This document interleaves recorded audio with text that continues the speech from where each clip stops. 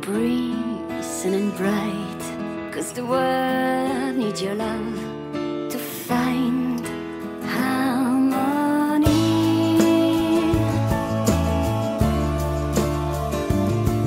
Together we can raise our world and walking to the light, and somewhere in the sky our love has fled away. And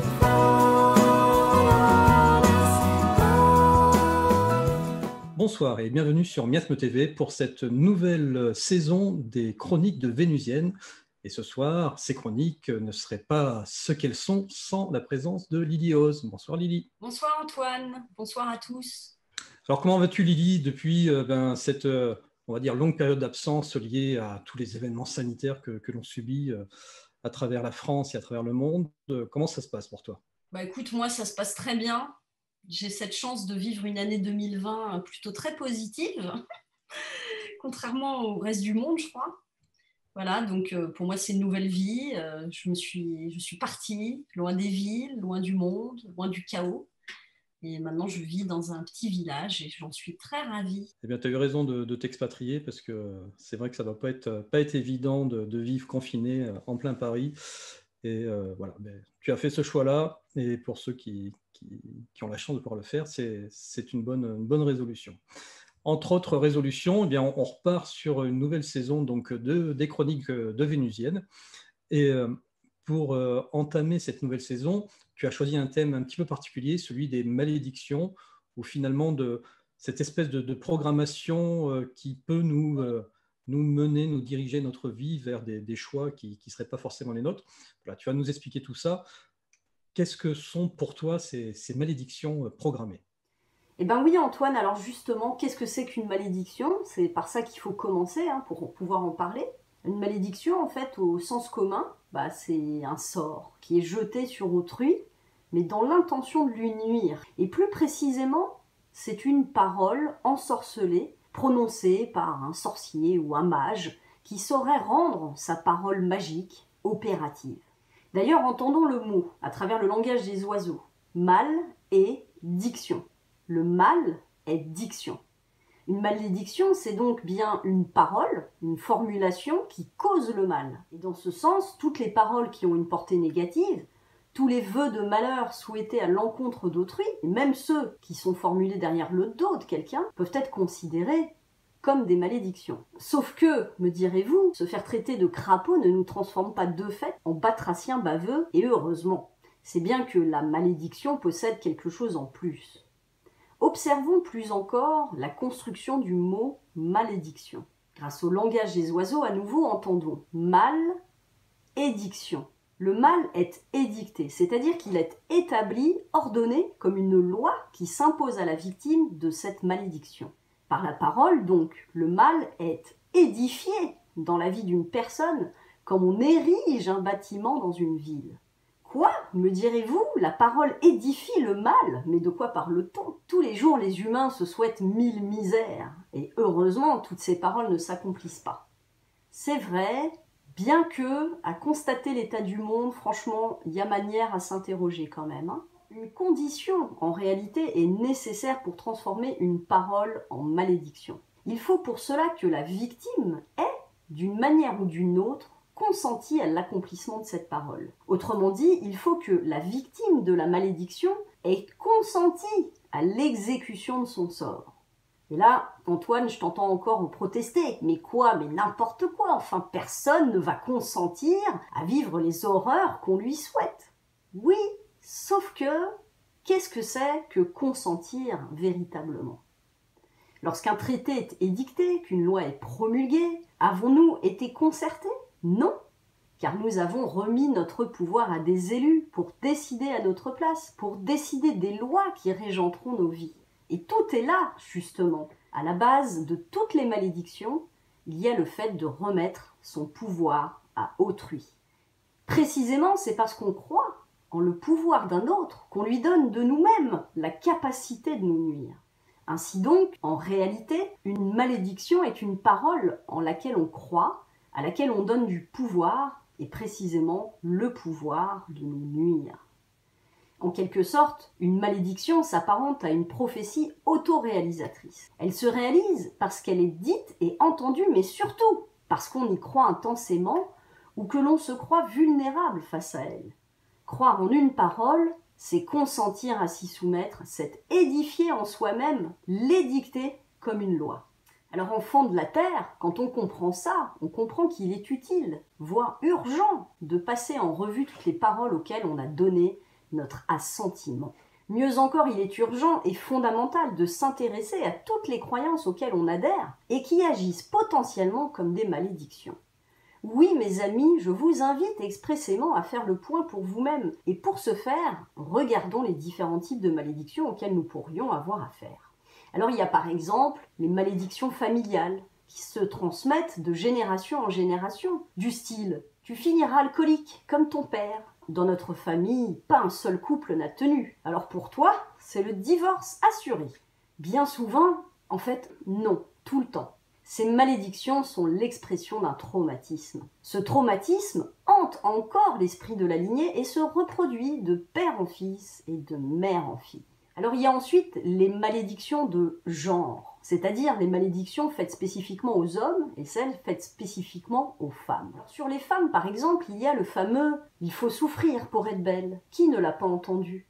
Et pourtant, qu'est-ce que la beauté véritable? N'est-on pas beau ou belle de par le charme naturel qui se dégage de nous? Tombe-t-on amoureux d'un corps ou d'un être?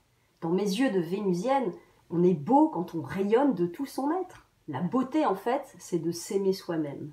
Alors pourquoi faudrait-il souffrir pour être belle? Faudrait-il croire que la beauté n'est que l'artifice et l'effort, qu'aucune beauté ne pourrait survenir sans un travestissement? On le voit bien, cet adage si populaire cache en vérité derrière lui une succession de croyances fausses qui agissent comme des malédictions.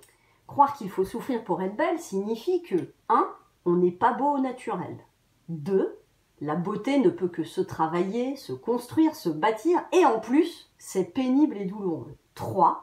La beauté serait une image fondée uniquement sur l'apparence. Tout ça, observons-le, c'est quand même très très limitant. Croire en ces affirmations ne me paraît pas être favorable du tout à l'épanouissement, à l'estime personnelle, à la reconnaissance de soi. Mais bon, notre société et ses gouvernants souhaitent-ils vraiment qu'on s'estime et qu'on s'épanouisse? J'en doute. Observons qu'on instruit les femmes en leur expliquant que leur ressource et atout principal, c'est leur corps. Alors si elles sont belles, elles auront plus de chances de réussir. Et cette malédiction, comme souvent, en appelle une autre. Si tu veux réussir, il te faudra séduire les hommes. Bah oui, ce sont eux qui décident. Sur ce point, il existe toute une série d'injonctions contradictoires d'ailleurs. Une sorte de malédiction croisée, la double injonction qui rend schizo. Ne sois pas trop sexy, sinon on va te juger. Et en plus, c'est dangereux, tu pourrais te faire violer.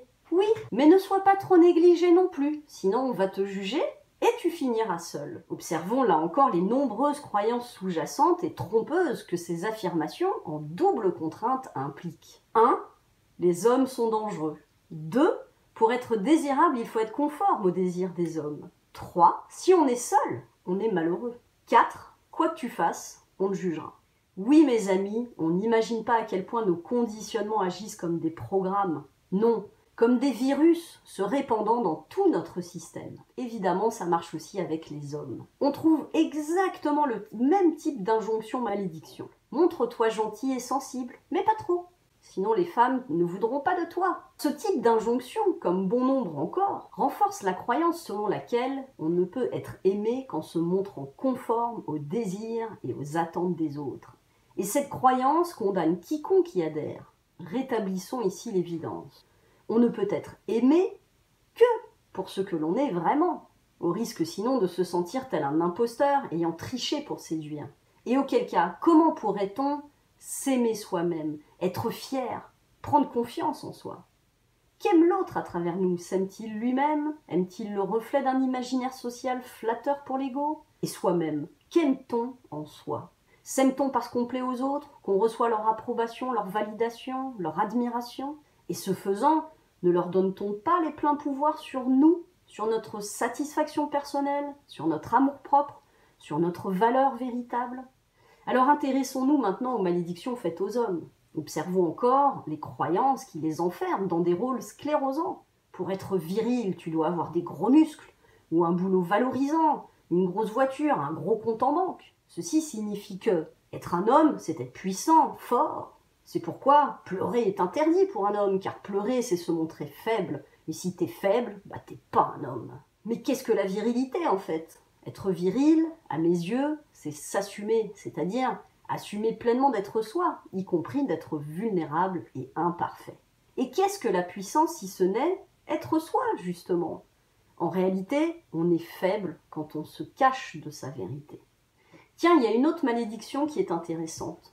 Un homme doit rendre une femme heureuse. Bah oui, parce que sinon il est nul et inutile. Alors observons que cette croyance implique l'idée fausse que l'on peut rendre l'autre heureux, déjà, ou malheureux d'ailleurs. En réalité, il est de la responsabilité de chacun de se rendre heureux soi-même. Croire qu'on a la capacité de faire le bonheur des autres, en réalité, c'est se mettre soi-même et l'autre dans une situation de grande dépendance. L'autre aurait besoin de moi pour être heureux, ce qui est grave quand même. Et moi, j'aurais besoin de l'autre pour donner du sens à ma vie, ce qui est grave aussi, je crois. Plus vicieux encore, on suggère indirectement encore qu'on est aimé qu'au regard de ce qu'on apporte aux autres, et ça, c'est encore pire. Car oui, il y a des gens qu'on aime malgré nous et qui nous coûtent bien plus cher que ce qu'ils nous apportent.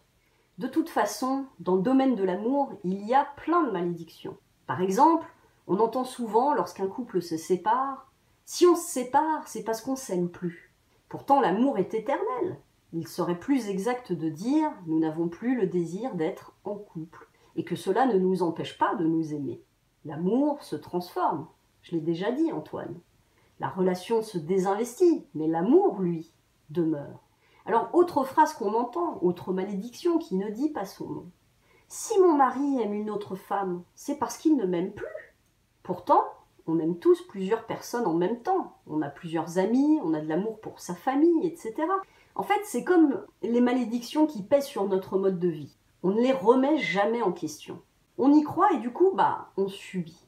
On a une série de croyances fondatrices sur l'argent qui génèrent des tas de malédictions qui nous enferment et nous condamnent. Par exemple, on a besoin d'argent pour vivre.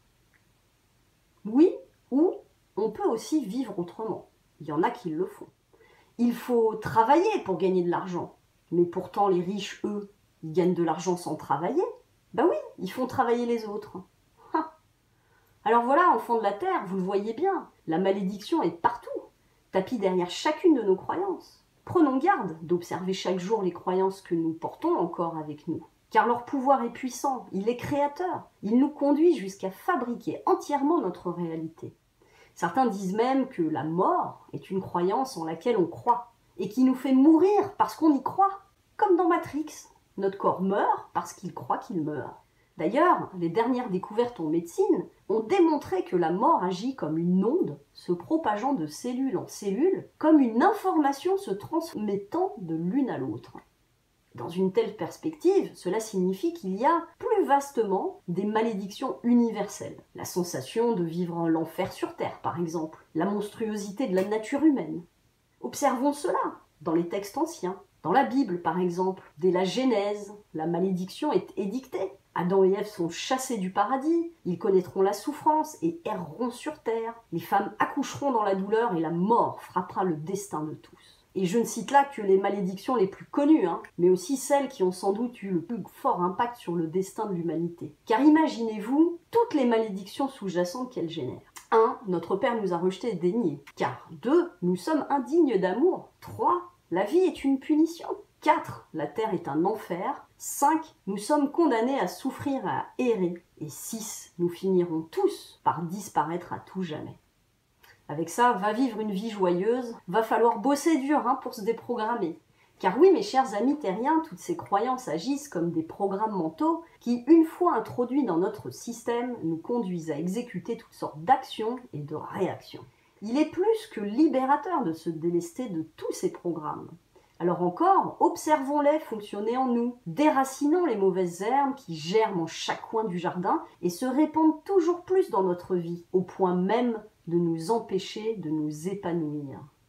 Ces croyances, ces malédictions pour la plupart nous sont transmises en héritage. Et parce qu'elles émanent de nos parents, qui eux-mêmes les tiennent de leurs ancêtres, on ne pense même pas à les remettre en cause. Pourtant, n'oublions pas que les malédictions familiales sont en réalité le fruit de grands traumatismes vécus par nos ancêtres. Et s'ils nous les lèguent en héritage, de génération en génération, c'est bien pour nous permettre de les en délivrer et de permettre à toute la lignée de s'en délivrer. Alors, osons remettre en cause ces héritages, ces croyances trompeuses qui agissent comme des malédictions. On croit et on reproduit par amour. On croit en la parole de ceux qu'on aime. L'amour ne devrait pas exiger qu'on fasse le sacrifice de sa souveraineté et de sa liberté de croyance. Car là encore, il y a malédiction à détricoter en soi et chez celui qui veut nous imposer sa vérité ou son héritage. Si l'autre ne me croit pas, c'est qu'il ne m'aime pas. En vérité, on n'est pas obligé de tous avoir les mêmes convictions pour nous aimer les uns les autres. Pour sûr, il faut choisir avec beaucoup d'attention les croyances auxquelles on adhère. Car on le voit, elles sont déterminantes dans le cours de nos vies. À l'image du champion olympique qui visualise sa course avant le départ, il convient de ne croire qu'en les choses qui nous portent. Si je crois que je vais perdre, alors je perdrai. Et je m'auto-condamnerai à coup sûr par le biais d'une malédiction que j'aurai moi-même formulée à mon encontre. Aussi, oubliez tous les pessimismes les plus nocifs et toutes les dévalorisations qui minent votre vie au quotidien. Je ne trouverai jamais l'amour. Bim, malédiction. Je ne plais pas aux femmes. Bim, malédiction. Je rêve de devenir footballeur, mais c'est impossible. Bim, malédiction. J'aimerais voyager, mais il faut bien travailler. Bim, malédiction. L'humain est un monstre, il ne mérite pas de vivre. Bim, malédiction. Mais aussi, amis terriens, chassez tous les chantages affectifs qui vous donnent l'impression d'être puissant ou important. On n'est puissant que d'une seule chose, de se déterminer soi-même, de se trouver désirable soi-même, de se rendre utile à soi-même. Oui, rien ne rend plus puissant que de s'aimer, que de s'accueillir, que de se reconnaître soi-même. Eh bien, Lydie, c'est pas gagné. Non, je crois que c'est pas gagné. Ouais, ça va être compliqué de se débarrasser de toutes ces malédictions. Déjà, alors si, peut-être bonne nouvelle, mesdames, vous pouvez arrêter de vous épiler les jambes et puis ne plus souffrir. Alors, je ne sais pas si c'est toujours à la cire. Je pense que l'expression il faut souffrir pour être belle venait de là, il me semble, mais pas sûr. Ouais, et les régimes et tout ça, et les heures passées chez le coiffeur, et Oui, et t'en passes, et encore. les collants hyper serrés. J'allais te dire, les corsets, et tu n'as pas connu les corsets. Voilà, oh, mais on connaît encore les gaines, hein, Antoine. Hein, et puis, Pardon. soutien-gorge à balconnet qui te comprime le plexus solaire, qui font que tu ne respires plus. Tu observeras d'ailleurs que c'est étonnant, mais on a créé un nœud ici là, pour les femmes sous les nichons, tu vois, mais en fait, ça écrase en fait le plexus solaire qui est quand même le chakra de la créativité, tu vois. Donc, quelque part, on est en train de faire en sorte que les femmes soient dans leur rôle de nourricière, charitable, avec leur cœur ouvert, mais que, par contre, elles ne descendent pas jusqu'à la matérialité pour s'ancrer dans la matière. Et puis des hommes, par contre, c'est l'inverse. Tu vois, on leur a mis une ceinture là, juste au-dessus du sexe, comme si, pour éviter que leur énergie remonte trop vers le cœur, tu vois. Je n'ai pas vu des choses comme ça, mais pourquoi pas. En tout cas, voilà, même pour nous, messieurs, c'est pas gagné.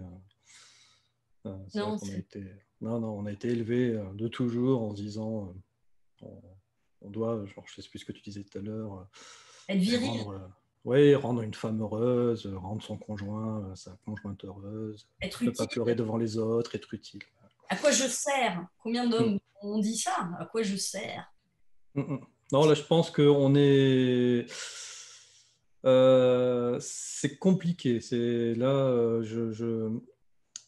alors, métaphysiquement, je vois, mais concrètement, je pense que c'est quelque chose qui est irréalisable. Et en disant ça, je lance la malédiction du fait que ça sera irréalisable de supprimer toutes les malédictions, si j'ai bien compris. Mais elle ne se réalisera, ta malédiction, que chez ceux qui croiront. Moi, je ne te crois pas, Antoine. Je sais que c'est possible. Qu'on peut se déprogrammer. Non, mais ça demande un effort, ça demande surtout de l'observation. Il faut se regarder, il faut s'observer de manière naïve presque, comme un étranger, tu vois, comme un extraterrestre, voilà. Soyons tous des Vénusiens qui nous observons en tant que terriens, là, fonctionner avec des systèmes qui sont parfois aberrants. Il faut oser les remettre en cause. C'est vrai que là, je fais un peu du caricatural quand je donne les exemples, mais je pense qu'on a tous vu ça un jour. On a tous ressenti ces pressions-là. Tu vois, je disais l'argent, on a besoin d'argent pour travailler. Et quand tu commences à te renseigner sur... Enfin, non, pardon, c'est l'inverse. On a besoin de gagner de l'argent pour vivre. Il faut travailler pour gagner de l'argent. Tu vois, c'est un peu cette idée-là. Donc, il y a un raccourci. Il faut travailler pour vivre. Non.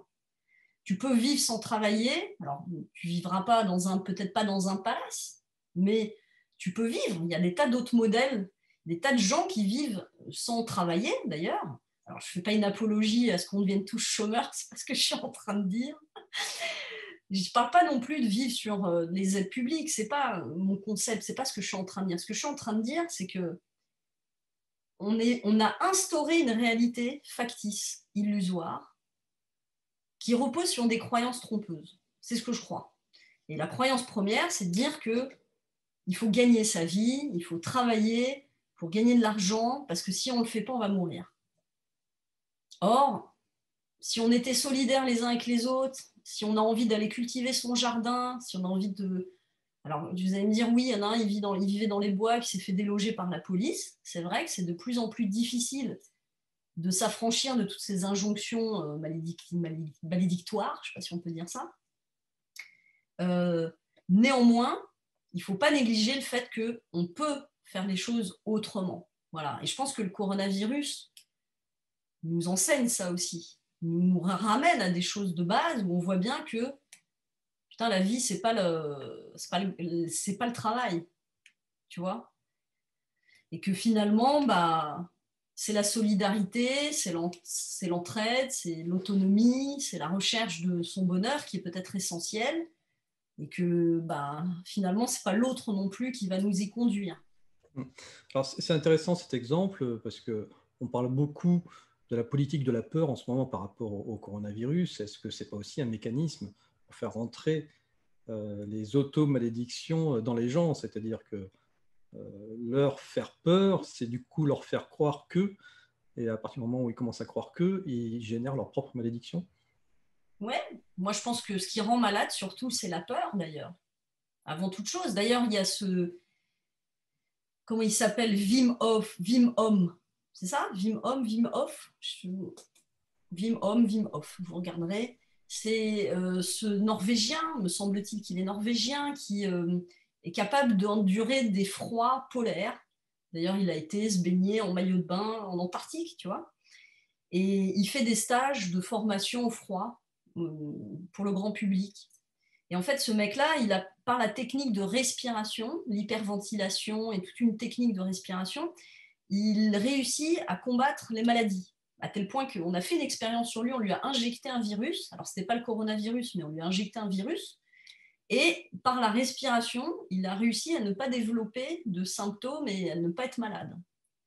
À l'inverse, les premiers facteurs de maladie, quelle qu'elle soit la maladie, c'est le stress, donc la peur est vachement stressante quand même, le manque d'activité intellectuelle ou physique, le fait de s'épuiser dans des activités par ailleurs, donc comme le travail justement. N'oublions pas que travail, ça veut dire souffrance quand même, c'est l'un de trépalium, quoi.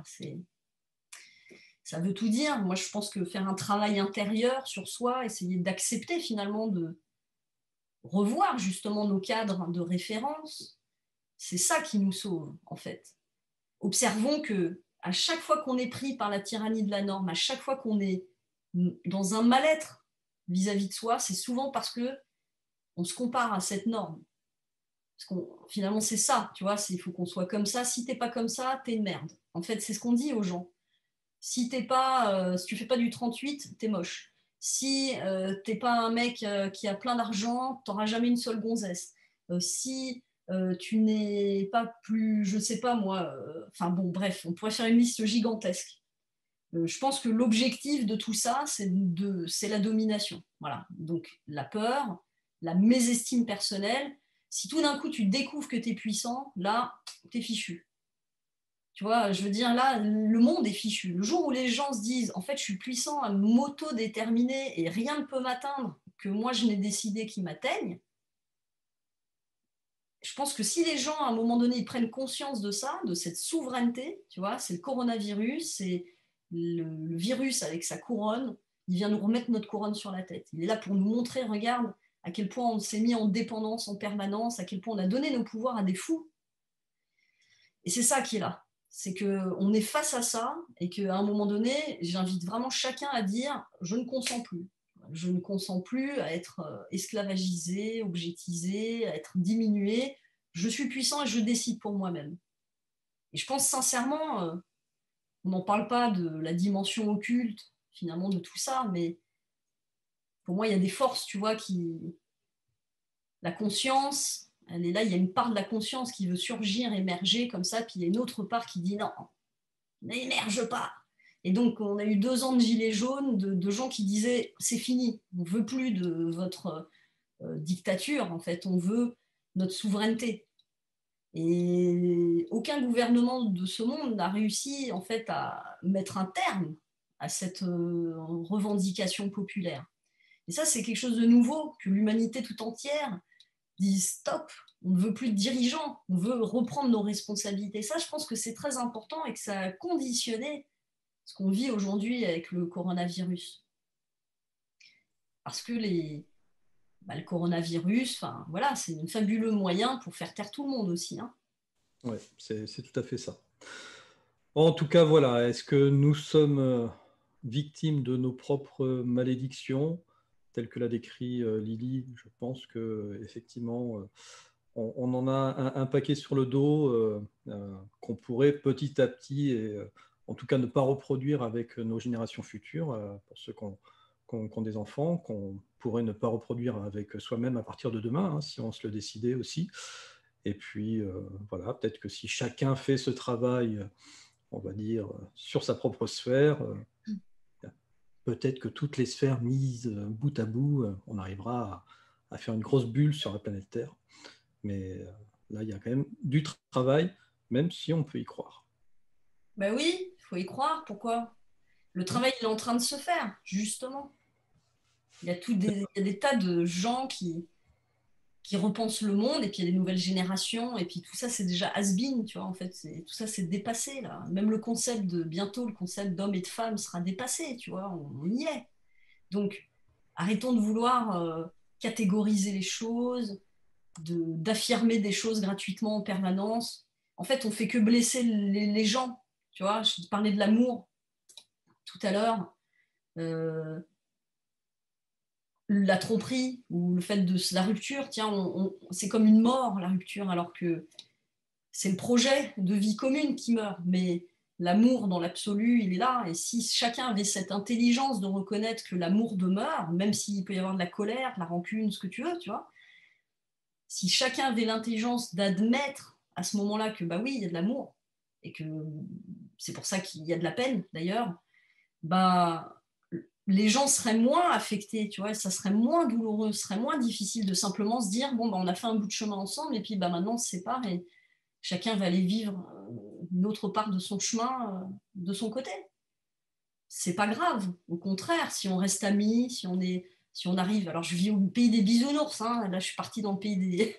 je suis partie dans le village dans les nuages de Casimir, moi maintenant, donc ça va pas m'aider, mais moi je suis convaincue que justement au milieu du chaos, on peut créer une espèce de bulle d'énergie positive dans laquelle, en fait, on attire à nous les choses qu'on croit. Voilà. Donc moi, je crois que c'est possible, que le chaos, tu vois, les choses tombent à côté, là, comme ça, mais moi, je vis au paradis. Alors, Inch'Allah, je croise tu vois, je reste humble. On ne sait pas ce que l'avenir nous réserve, mais j'invite chacun à cultiver ça. Et à observer, est-ce que, tiens, si je change mes croyances, est-ce que ma vie, elle change? Moi, je suis sûre que ça marche, parce que je l'expérimente tous les jours. Oui, non, mais ça, c'est complètement évident. En tout cas, le chaos ne passera pas par nous. Nous l'avons décidé ce soir, et on le mettra en application. Ok, en tout cas, Lydie, voilà, ça a été un plaisir de te retrouver sur la chaîne pour cette rentrée un peu tardive de Miasme TV, mais c'est vrai que c'est compliqué en ce moment pour tout le monde, mais en tout cas, voilà, on y arrive. On espère aussi te retrouver bientôt, j'ai eu des petits retours, hein, dans les pages de Génération Cité d'Or. Et puis, voilà, aussi, je tiens à noter, pour ceux qui n'ont pas suivi ton actualité, que tu as, ça y est, sorti ton album, en tout cas en version numérique. Il est disponible pour ceux qui n'auraient pas souscrit au crowdfunding. Oui. Oui, tout le monde peut commander le disque, effectivement, il est masterisé, ça y est. Alors avant le coronavirus, il y avait le projet de le mettre sur un support physique, et puis la Chine a été bloquée. Et moi, je voulais importer des clés USB, des choses comme ça de Chine, c'est moins cher, mais j'ai pas pu le faire. Et puis maintenant, j'ai plus le budget, mais ça viendra. Et puis d'ici là, effectivement, on peut au moins écouter la musique en format numérique, en très bonne qualité. Et puis, si on a envie de se faire un CD chez soi, on peut aussi s'en faire un, ou le mettre sur une clé pour l'écouter dans sa voiture. Voilà. Ouais.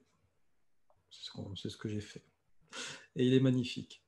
Allez Lily, je te fais de gros bisous et puis je te dis à très bientôt pour un nouveau sujet, une nouvelle sagesse de Vénusienne. Ciao, ciao. Ciao, ciao. Ciao, ciao. Ciao, ciao. Wow.